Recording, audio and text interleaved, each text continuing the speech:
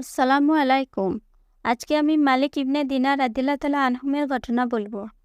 মালিক ইবনে দিনার রাদিয়াল্লাহু তাআলা আনহুমের একটিমাত্র কন্যা সন্তান ছিল। 7 বছর বয়সে ওই কন্যাটি মারা গেল। তিনি ওই কন্যার জন্য দিন রাত্রি কাঁদতে থাকেন। এক রাত্রে তিনি স্বপ্ন দেখেন। তার স্বপ্নে দেখেন যে একটি বিরাট সাপে তাকে তাড়া করেছে এবং দৌড়াইতে দৌড়াইতে তিনি পাহাড়ের কিনারে গিয়ে পৌঁছালেন। দেখলেন সুন্দর সাদা পোশাক পরা একটি বুড়ো লোক সেখানে দাঁড়িয়ে আছে। তিনি তাকে দেখে বললেন, বাবা, আমাকে তো এই বিরাট সাপ তাড়া করেছে, আমি কোথায় যাব? সে বলল, বাবা, আমার তো শরীরে শক্তি নাই, আমি তো ওই সাপকে মারতে পারছি না।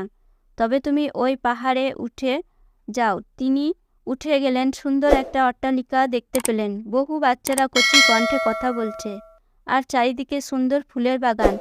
একটা বাচ্চা বলে উঠল, দেখে যাও, তোমার আব্বু এসেছেন।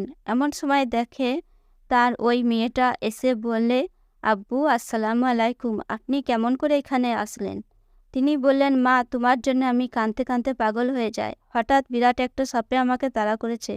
আমি দৌড়াইতে দৌড়াইতে এই পাহাড়ের কিনারে এসে পৌঁছাই। বুড়ো একটা লোককে দেখতে পাই। তিনি বলেন, এই পাহাড়ে উঠে আসতে, এখানে এসে তোমাকে পেলাম। তখন তার মেয়ে বলল, আব্বু, ওই সাপটা হলো আপনার বদ আমল। সে আপনাকে ছোবল মারবার জন্য আপনাকে তাড়া করেছে। আর পাহাড়ের কিনারে সুন্দর বুড়ো লোকটা হলো আপনার নেক আমল। আপনি নেক আমল কম করেছেন, সেই জন্য সে বুড়োর ন্যায় দুর্বল হয়ে রয়েছে। তার শরীরে শক্তি নেই। যদি নেক আমল বেশি করতেন তাহলে সে শক্তিশালী হয়ে ওই বদ আমল সাপটাকে মেরে ফেলতে পারত। তখন মালিক ইবনে দিনার রাদিয়াল্লাহু তাআলা আনহু বললেন, মা, তাহলে আমি এখন কি করব? মেয়ে বলল, আব্বু, আপনি এখন আমার জন্য কান্নাকাটি না করে বেশি বেশি নেক আমল করতে থাকুন।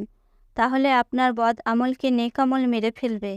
বদ আমল আর থাকবে না, আপনি বেহেশতবাসী হয়ে যাবেন। সুবহানাল্লাহ।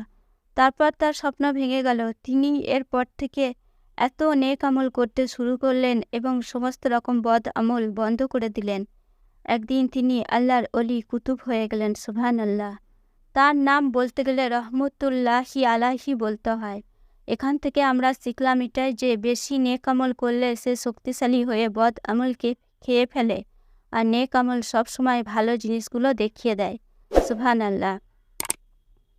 আজকের এই ভিডিওটা যদি ভালো লেগে থাকে তাহলে একটা লাইক করবেন এবং আমার চ্যানেলটিকে সাবস্ক্রাইব করবেন। আল্লাহ হাফেজ।